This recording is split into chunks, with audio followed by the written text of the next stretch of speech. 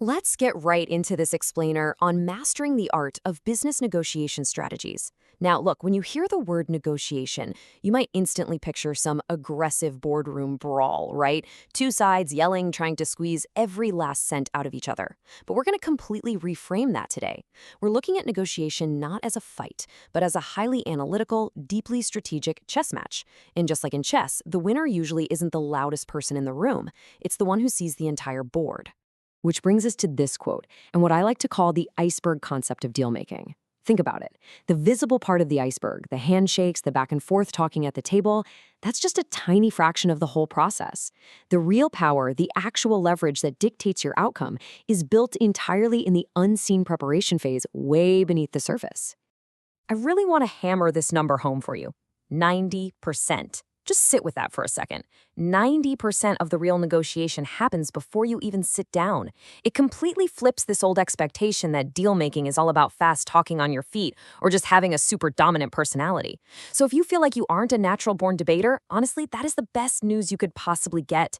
Effective negotiation is literally 90% attitude and prep, and maybe 10% technique. So consider this your strategic dossier.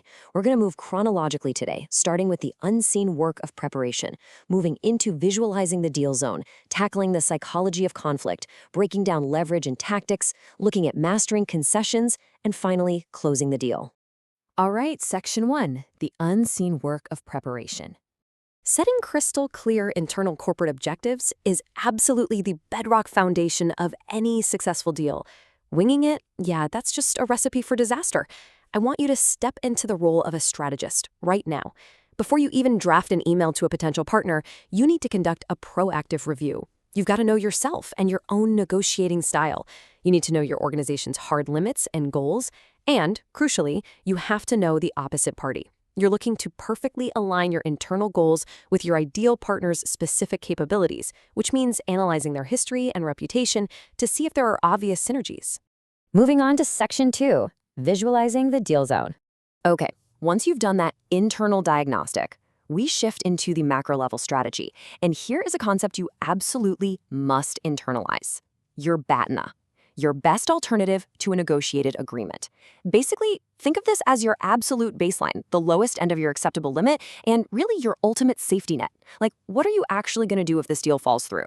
Knowing your BATNA gives you this incredible sense of calm. It gives you absolute confidence and true leverage because you know exactly when it's time to just walk away. Think of this visual as your negotiation chessboard. Over on the right, you've got your needs, starting with your aggressive opening position, sliding down to your target, and stopping at your BATNA. The other party, they have the exact same spectrum, just facing the opposite way. Now that green burst right in the middle, that is the zone of possible agreement, or ZOPA. It exists purely where your acceptable needs mathematically overlap with theirs. It's simple math. If your BATNA and their BATNA don't cross, a deal isn't just difficult, it's literally impossible. Section 3, the psychology of conflict. Because look, deals aren't made by spreadsheets. They are made by people. And our innate character traits heavily dictate how we behave in the boardroom. So I want to challenge you right now. Diagnose your own baseline style. Are you more of a warm style? Friendly, empathetic, a great listener. The risk there is that you might actually struggle to say no, or you might compromise your own interests just to avoid conflict. Or are you a tough style? Direct, firm, super goal-oriented. The risk with that is pushing way too hard, acting like a bulldozer, and sparking deal-killing confrontation. Your fundamental character doesn't change, but by knowing your baseline, you can intentionally adapt your approach for different personalities across the table. Regardless of your personal style, your absolute best diagnostic tool in the room is your ability to gather information. People are going to state their positions very loudly, but your job is to dig hard to discover their underlying interests. Using tactical empathy, things like proactive questioning, labeling their emotions, and mirroring their statements. That's how you strip away all that posturing. That's how you reveal what the counterparty actually cares about and what's really driving their demands. All right, Section 4, leverage, anchors, and tactics. Once you've got a read on the psychology, we transition into the active, dynamic phase of the deal. And negotiations naturally involve tactics. A master negotiator has to know how to deploy these 4 influence tactics, but almost more importantly, how to defend against them, because protecting yourself is just as vital as playing offense. You got anchoring, which is dropping a specific number to set a reference point. There's nudging, where you direct choices subconsciously. Authority involves citing experts or a board of directors to artificially constrain the options.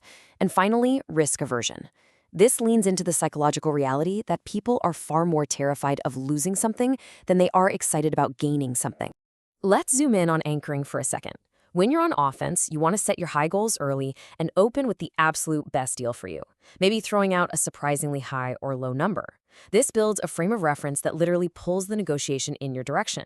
But you also need defensive anchoring, because when the counterparty drops an extreme number to throw you off, you need a debiasing strategy. You just completely ignore the extreme details they threw at you, and you calmly introduce objective market comparables to totally reset that aggressive anchor. Now, what happens when the tension spikes into the red zone? You need a precise execution tactic to de-escalate. Step 1, ignore threats and ultimatums. Honestly, they're usually symptoms of weakness, not strength. Meet them with deliberate, uncomfortable silence. Just let them fill the quiet. Step 2, employ tactical empathy. Use the I feel, I felt, I found technique to turn hostility around without arguing. And step 3, use that opening to probe right back into their underlying interests. Diffuse the aggression and instantly force them back into collaborative problem solving. Section 5, mastering the concession exchange. As that tension turns into productive trading, you have to treat every single concession as highly valuable currency. Never, ever just give something away for free.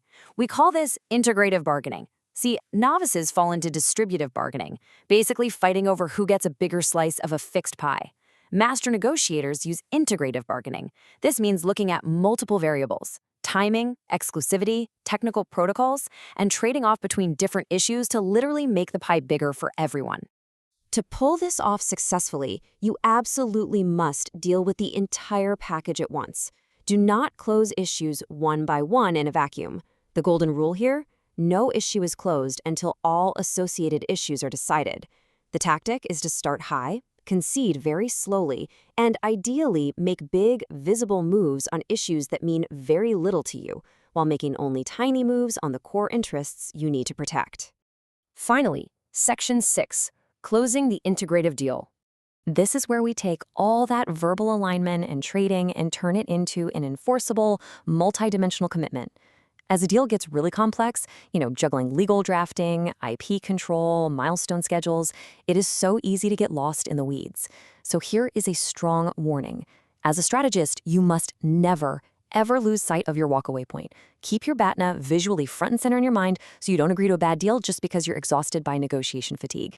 And as you push toward that final finish line, remember this fundamental human truth. A partnership is a social contract just as much as a legal one. We most prefer to say yes to the requests of someone we know and like. It's that simple. If you've been entirely adversarial this whole time, closing is going to be incredibly painful. You have to balance strict, explicit terms with genuine relationship building and a cooperative vibe. Now, even with all that, final impasses do happen. When they do, look closely for patterns. Are they just using tough tactics, or are they crossing the line into dirty tricks meant to deliberately mislead you? If there's a cultural disconnect, broach the subject in private with their lead negotiator. Always push the decision-making back to objective criteria to take the ego out of it. And finally, evaluate if they are actually serious. You've got to be prepared to resume with strict provisos or have the ultimate confidence to trigger your BATNA, pack up your bag, and just walk away. So as we wrap up this explainer, I want to leave you with a provocative question to really think about. Consider the next high-stakes agreement you've got coming up. Are you walking into that room just to divide a fixed pie and fight over the crumbs? Or are you prepared to do the unseen work, map your ZOPA, and expand that pie through masterful integrative strategy? The board is set. It's your move.